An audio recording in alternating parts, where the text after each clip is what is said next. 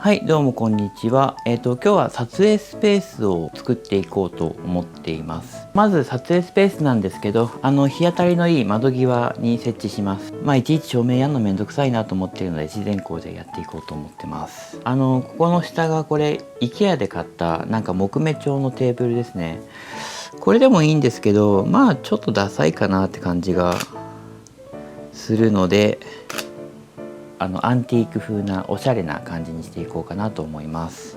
で使うのが、この杉板ですね。杉の板です。これ多分床のフローリングとかに使う板で、ちょっと加工がしてあるんですけど、これ吉祥寺の木材屋さんで1枚100円で手に入れた廃材なので、じゃあこの廃材を敷き詰めていきます。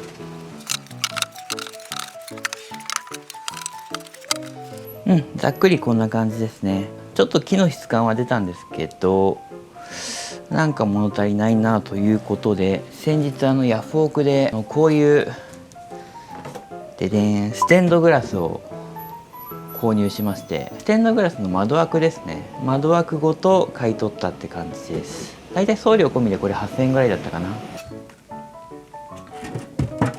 でこんな感じになりました。窓から光が入ってきてっていう感じですね。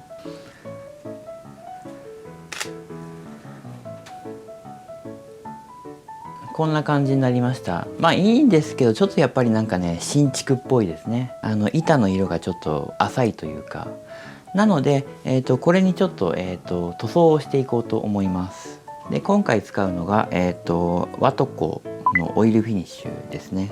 今回はエボニーというカラー使っていこうと思います。これは一番木目が目立ってちょっとアンティークというか、いい感じの質感になるので、DIY する方だったらよく知ってると思うんですけど、これを塗っていこうと思います。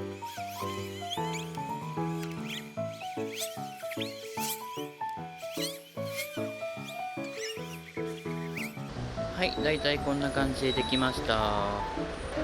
いい感じですね。それでは完成した板を、乗っけていきます。はい、こんな感じでできました。いい感じじゃないですかね。それじゃあここに小物類を置いていきたいと思います。まず、洋書、アンティーク洋書、1050円で1冊買いました。あとは、ちょっといい感じのランプですね。これもヤフオクだったかな。で、送料込みで4000円ぐらいで結構ね、安く手に入れたと思います。これも置きます。あとは、飲みの市とか、フリーマーケットとかヤフオクで手に入れた、小物ですね。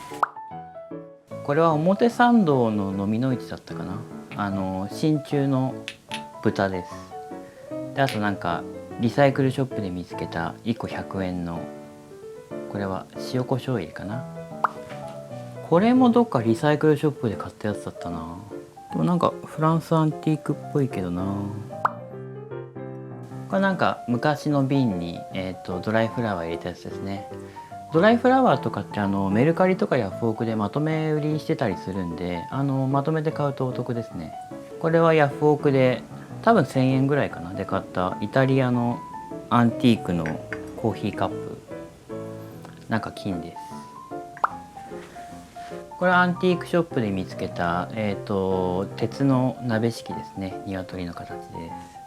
これは普通にただのタイルかな。これ確かフリマだった気がするな。この辺はね、大井町の大きいフリーマーケットが毎週やってるんですけど、そこで手に入れたやつです。あとはなんか適当に100均とかで見つけたカゴとかお花かな。多いな。あとこれ鉄なんですけど、うさぎの置物ですね。中空洞。これはね、東京のみの市で一目惚れして買ったやつ。これなんか高かったんだよな。3、4000円ぐらいした気がする。でもこれはいい買い物しました。などなどいろいろあるんですけど、あんまり置いてもあれなんで、そこは料理ごととかスタイリングごとにやろうと思います。その辺はね、ちょっと横に避けとこうかな。はい、こういう感じになりました。ちょっと今写真撮ってみましょうか。はい、こんな感じになりました。割となんかいい感じのアンティークないい撮影スペースになったんじゃないでしょうか。ちょっとしたスペースがあるとね、こういう板を塗っておくだけで割とかっこいいスペースになったりするので、皆さんも是非試してみてください。では。